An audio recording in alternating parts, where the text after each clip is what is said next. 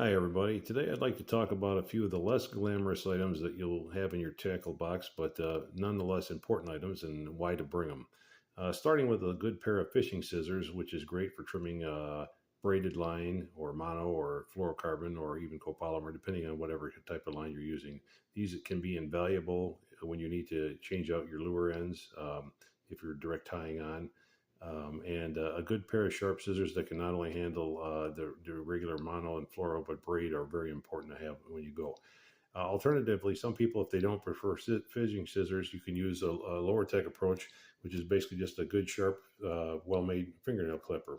And you can get these in small or large sizes, and they're also very handy for doing that type of work. The fishing scissors, I tend to prefer only because you can have better control with your hand, getting your finger and thumb through the holes just to kind of control them. But either one will work in a pinch. And then moving on from there, a good pair of needle nose pliers, whether they have a long or short shank end. You want something it's for when the fishes end up taking the hook a little too deep and you need to dig it out of them. The longer the better. You know, a good pair of needle nose pliers is going to be invaluable. And most of them also come with a built-in cutter. So if, let's say, your nail clippers or your scissors start to dull up on you, you'll have another way to cut line with, because most of them have a built-in um, cutting bit on the back there. Okay, and then the next tool I'm going to talk about is a pair of diagonal cutters, and these can be very important for a couple of reasons. The first one being is if you ever accidentally hook yourself badly while you're fishing and you need to get the hook out, you can use these to cut the barb end of the hook off so you can get the rest of the hook back out of you. Hopefully that's something that won't happen to you, but if it does, better to have these and not need them than the other way around, because believe me, if you can't get the hook back out of you and you're in the middle of nowhere in a backwater creek or on a long lake away from the shore, that's going to be a very painful experience getting back there to get that hook out of you. So having these can be very invaluable. And then moving on, a couple other things that a lot of people don't think about there, but they're nevertheless important. Lens wipes.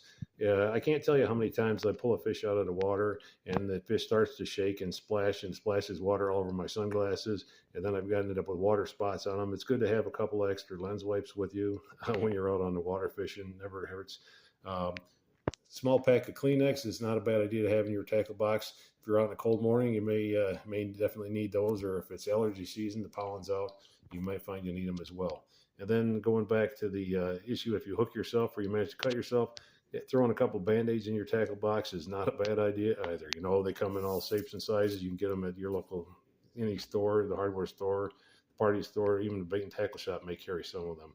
But those are some of the maybe less glamorous items that are in your tackle box that you'll find. But nevertheless, they're all important and they all have their place when you need them. If you don't have them and you need them, you'll definitely want to have them for the next trip out.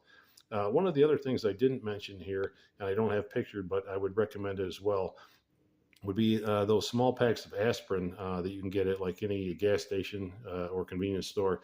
If you're out on the water and it's getting real hot and you feel like you're starting to get a sun headache or something, having a couple of those that you can pop is a really big deal, because it's nothing worse than having a super hot day trigger like a heat headache or something when you're out there trying to fish.